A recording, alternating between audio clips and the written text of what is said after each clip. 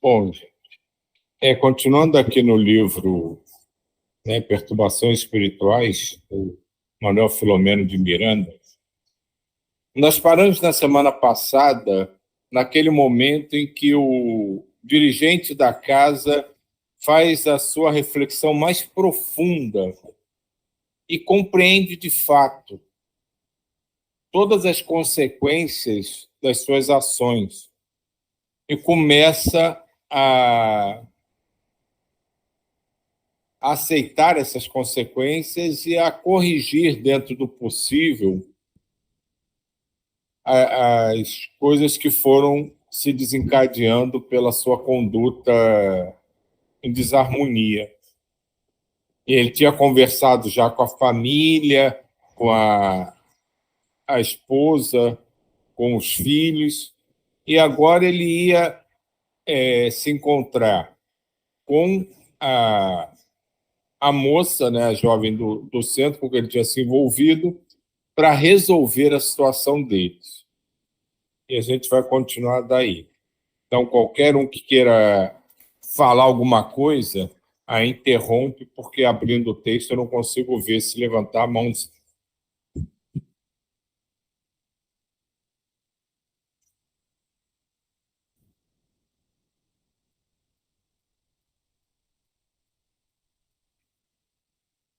Vou botar aqui só um parágrafo aqui para ficar mais contextualizado. Evitara, porém, um encontro pessoal, porque não sentia as forças morais suficientes para o enfrentamento conforme ocorrera antes. Magoada e aturdida, mas assistida pelo nosso amigo Germano Passos, a fim de evitar que tombasse nas malhas das entidades frívolas e perversas que pululam em toda parte, aguardava encontrar a felicidade de sintonia. Terminada a reunião doutrinária, em que ambos se encontravam presentes, ele se acercou e convidou-a a uma conversação demorada. Sem relutância, a jovem aceitou a invitação e foram à sua residência, pois que vivia a sós, responsável pela própria manutenção através do trabalho dignificante a que se entregava. Ela notou a mudança de tratamento que lhe era oferecido pelo companheiro e ficou surpresa mesmo antes de o ouvir. Quando chegaram ao modesto apartamento, que já era familiar ao visitante, depois de temas banais, coube ao arrependido cavalheiro explicar. Estava aurindo energias para este momento que assinalará o início de novos rumos em nossa existência. Desde um sonho em que me vi envolvido por entidades das sombras e libertado pelos benfeitores espirituais, que algo me aconteceu em profundidade. Aqui estou para reafirmar-lhe o meu amor e dedicação, inclusive assumindo a responsabilidade pelo nosso futuro filhinho, que em breve teremos em nossos braços. A jovem não podia acreditar que aquele ao seu lado era o mesmo homem que, não fazia muito, a induzira ao abortamento criminoso. Mas antes de lhe fazer qualquer pergunta, ele sintetizou os acontecimentos dos últimos dias, desde o afastamento da diretoria da instituição ao divórcio que propusera à esposa, a narrativa de todas as suas defecções aos filhos e à mulher. Minutenciou as emoções que agora o dominavam e o sincero desejo de construir com ela, se o quisesse, um novo lar, em base de dignidade e afeição pura. Muito comovida, a moça sentiu-se envolvida pelas vibrações de esperança e da alegria incontida. Agradeceu-lhe a coragem e as propostas apresentadas, lamentando os prejuízos que aquele afeto entre ambos causara. Aqui vale a pena a gente falar sobre essa situação específica que envolve cada um de nós, já pode ter acontecido, claro que se levando em consideração as proporções, né, dos acontecimentos, né, com qualquer um de nós, de ter cometido algum deslize ou ter tido alguma ação intempestiva, ou até mesmo só um pensamento, que depois você cai em si, se arrepende e reconstrói aquilo que foi desconstruído ou desarmonizado pelaquela ação. Isso é muito importante para o nosso crescimento, né, para o nosso aprendizado, mas, de forma alguma, isso nos isenta das consequências dos nossos atos. Aquela história, não, eu me desculpei, eu tenho consciência que errei, me desculpei, está tudo resolvido. Não funciona assim em relação à nossa evolução, em relação aos compromissos que a gente tem com a espiritualidade. Quando a gente se conscientiza que errou e parte realmente para a reconstrução do que foi alterado e realmente a gente quer, de fato, retomar o caminho, é claro que isso é levado profundamente em conta pela espiritualidade na ajuda. A gente vê aqui no caso do livro, né, todo o apoio, todo o envolvimento vibracional que a equipe espiritual está fazendo com esses dois espíritos para que eles retomem o seu caminho de fato. Então, a gente vai ter toda a ajuda possível, imaginável, até não imaginável, mas isso não nos livra das consequências.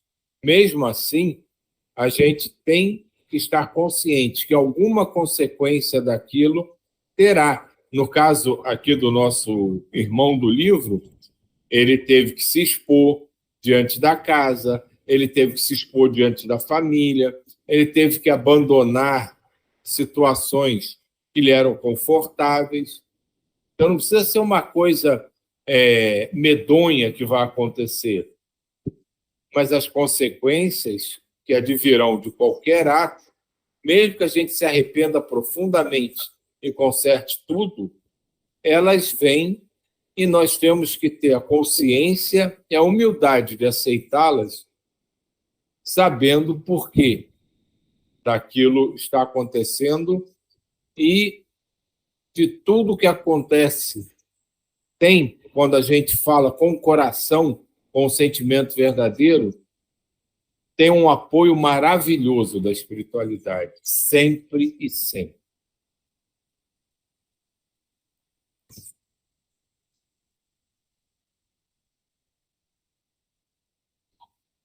Sentiu-se apiedada por Dona Etelvina, porque os filhos do casal já eram adultos e tinham capacidade de entender os acontecimentos.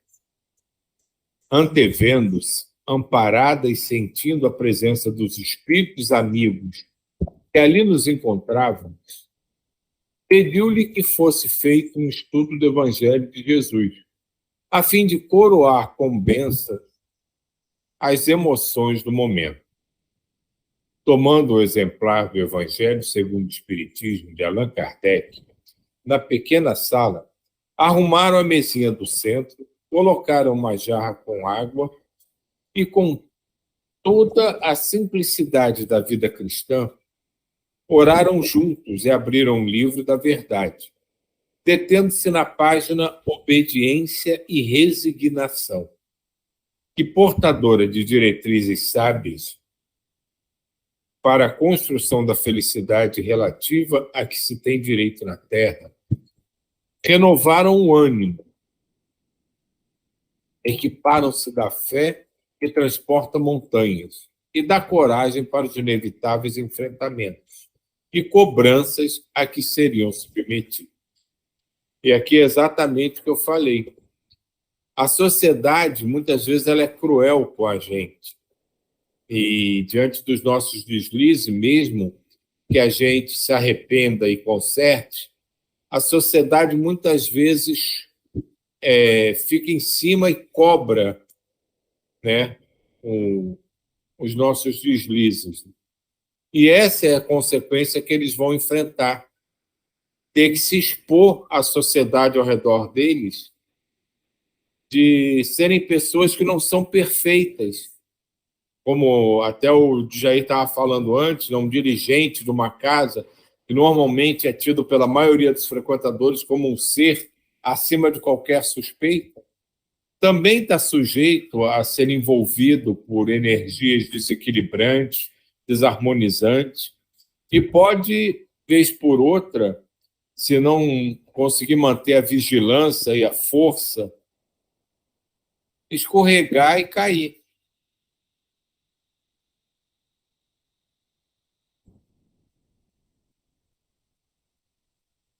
O julgamento das pessoas amigas são como terrível armas de que se utilizam para exigir superior conduta do próximo, como se estivessem envergando a túnica nupcial da elevação e da falta de erros. Por isso, a lição do mestre em relação à mulher surpreendida em adultério é sempre atual e oportuna. Quem estiver isento de pecado, erro e culpa, que lhe atire a primeira pedra. No processo evolutivo de todos nós, sempre assinalamos os equívocos e os fascínios pelo erro, por estarmos impregnados dos velhos vícios que trazemos de reencarnações passadas. Felizes são todos aqueles que reconhecem a própria vulnerabilidade e tentam ser melhores hoje do que ontem, que buscam superar as más inclinações e, através dos mecanismos da austeridade e do bem proceder, vão se libertando das chagas morais que infelicitam, com a coragem de subir aos alcantis dourados da vida para respirar o puro oxigênio do amor e da caridade. O largo período referente ao trânsito do processo de evolução antropológica dos instintos à razão e desta angelitude deixa marcas profundas em forma dos impulsos primários dominantes, que resistem bravamente aos esforços empreendidos para as percepções dos sentimentos superiores.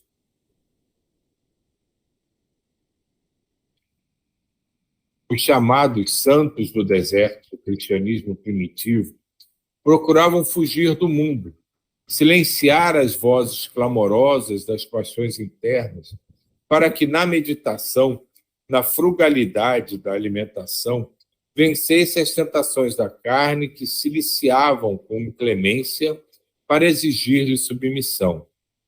Mais tarde, ante o número imenso de anacoretas que fugiam para as grutas e regiões inóspitas, surgiram os mosteiros, verdadeiras fortalezas que os livraram da perturbação urbana, e cada cela se transformava em caverna silenciosa.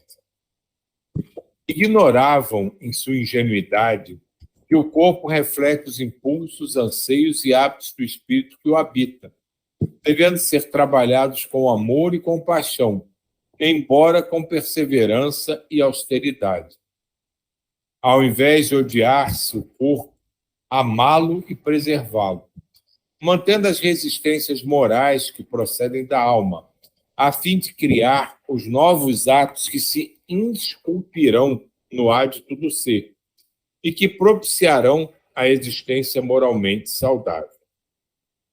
O temor a Deus, que era divulgado, só mais tarde seria transformado no amor a Deus, o Criador, que nos concede a misericórdia de seu inefável bem-querer, auxiliando-nos na difícil e necessária ascensão.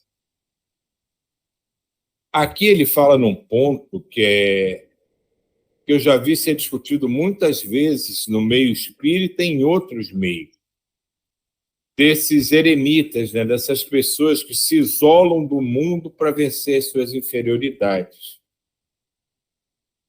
E toda essa discussão é em cima justamente do ponto de que, quando a gente luta com alguma reminiscência do nosso passado,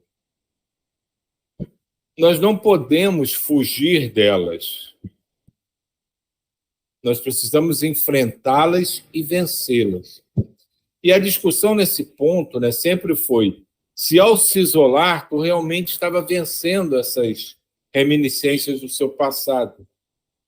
Porque quando você foge da presença delas, você realmente não as enfrentou e não as venceu.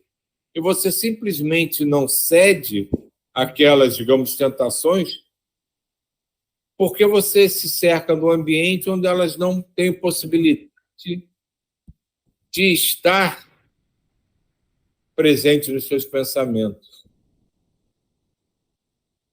Diga, Djair. Existe uma coisa que eu já li em alguns livros, inclusive agora, aqui, esse livro que o Ismael me passou, O Encontro, tem uma coisa que é muito interessante, que ela chama de placas. Então, quando nós oramos, nós pedimos para ser envolvido pela luz da serenidade, da paz, da harmonia, do amor ao Pai, assim sucessivamente. Então, nessas súplicas que nós fazemos, nessas orações, de acordo com o nosso merecimento, ela fala placas, tá? Mas vamos falar capa, são colocados aparelhos eletrônicos que justamente nos ajudam a vencer esses impulsos primários.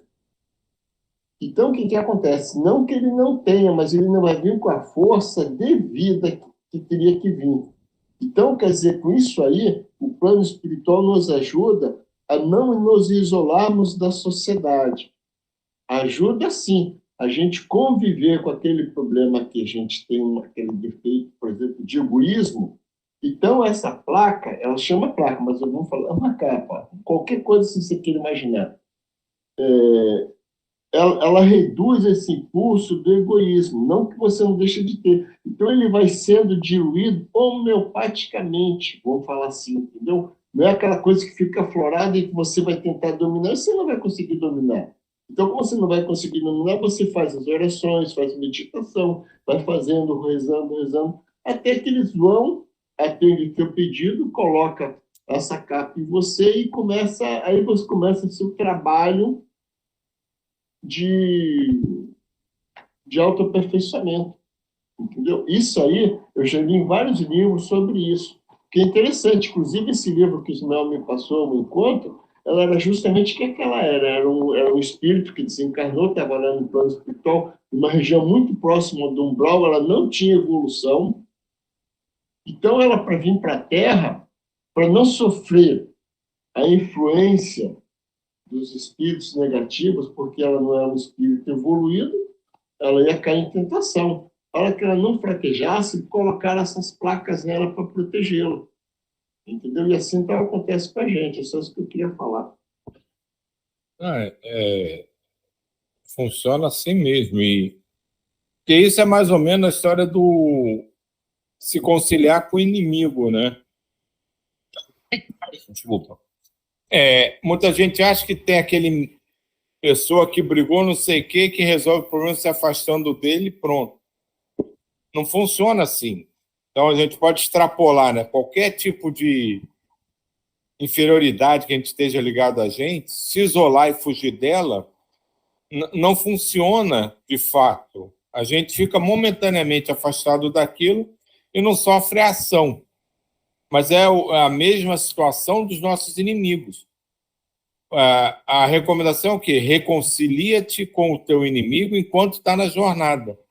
Então, se você se afasta daquele teu inimigo, nunca mais sabe dele, nunca mais tem contato, você acaba esquecendo, a raiva passa tudo, mas se você encontrar, vem toda a reminiscência de novo. Então, para a gente perdoar o nosso inimigo, né? Muitas vezes a gente já leu, todo mundo já deve ter lido vários livros daqui, que eles encarnam na mesma família, tudo. Você tem que conviver, tem que estar ali exposto àquilo para trabalhar e vencer. E assim, do meu ponto de vista, tá?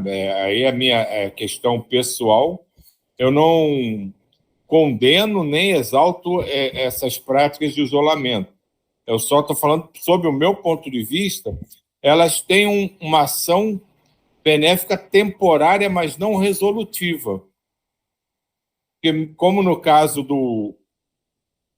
do desenvolvimento amoroso, das pazes sendo feitas de fato com o seu grande inimigo, qualquer reminiscência que a gente tem só se resolve quando a gente realmente as enfrenta e vai aos poucos, seja com a utilização dessas placas ou capas, como o Djair falou, né? Homeopaticamente, você vai lidando com aquilo e vai vencendo, ou a tua compreensão vai se expandindo, você vai mudando a sua forma de agir. Diga, Djair. É justamente isso, Silvio. Só que esse é o porém que eu quero falar. É que os planos, nós somos acompanhados com os espíritos do bem. Os nossos mentores espirituais vão falar assim. Eles vendo a nossa intenção, nós somos merecedores dessas placas. Quando a pessoa se afasta, como você falou assim, eu vou fugir dele, ele covarde, vamos falar assim, fugiu do problema. Então, quer dizer, ele está lá, ele deu essa opção, vou fugir, não, eu vou enfrentar o problema. Então, nessa atitude de enfrentar o problema, há pouco nós acabamos de ler aí que o plano espiritual vai se aproxima da gente, tentando nos auxiliar. E esse auxílio vem através dessas placas, o manto, que a gente pede para ser envolvido pelo manto de luz para nos proteger, contra qualquer defeito que a gente tem, entendeu? Isso é um fato, isso é real. É só isso que eu queria falar. Muito oportuna essa tua lembrança do livro e dessa tipo de proteção, né? Que é como se botasse um filtro para a gente não sofrer toda a carga e se acostumando aos poucos, né?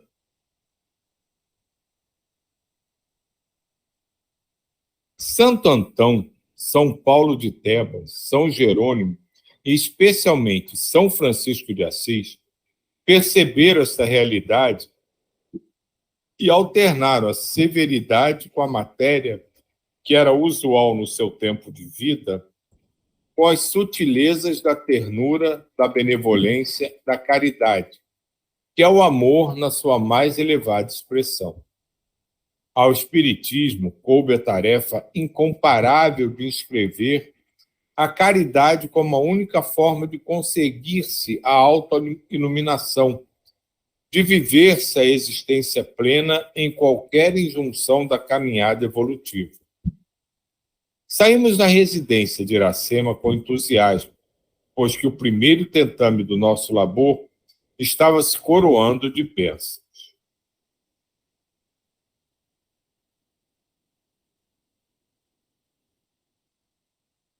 Capítulo 7. Perspicácia das trevas. A gente nem começou a ler, mas provavelmente, como as coisas estão se consertando, né?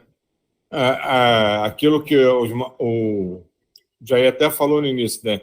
Que eles estão ali sempre tentando, né, sintonizar com a gente, se a gente der bobeira, isso aqui já me remete a pensar que a espiritualidade em desarmonia, vendo que está perdendo terreno ali, já vai tentar um subterfúgio ou outra porta de entrada para manter o desequilíbrio ali, né?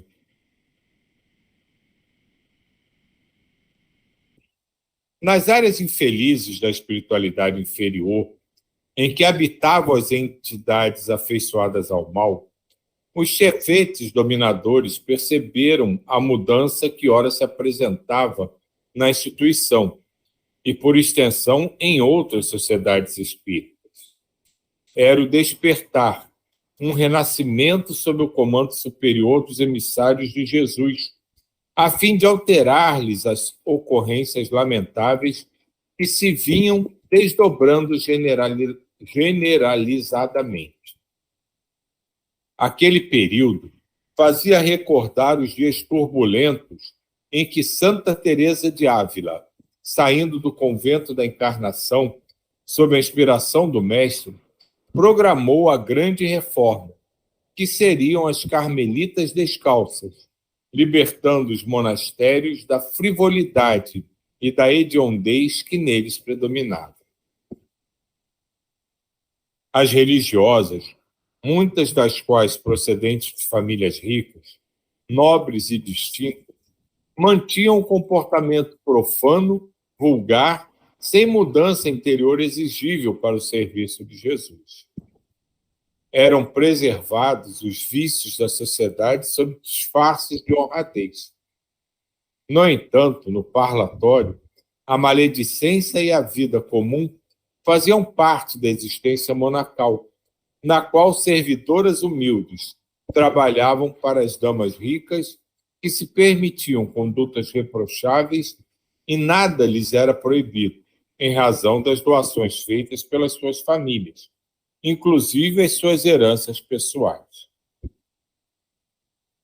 Santa Teresa, enferma por mais de 20 anos, considerada morta muitas vezes, logo retornando à sanidade física e mental, recebia de seu senhor as instruções para a manutenção da honorabilidade e dedicação ao bem, resolvendo-se por segui-lo com alta fidelidade, substituindo a manutenção da aparência hipócrita e indigna que era permitida pela Igreja em terrível decadência moral.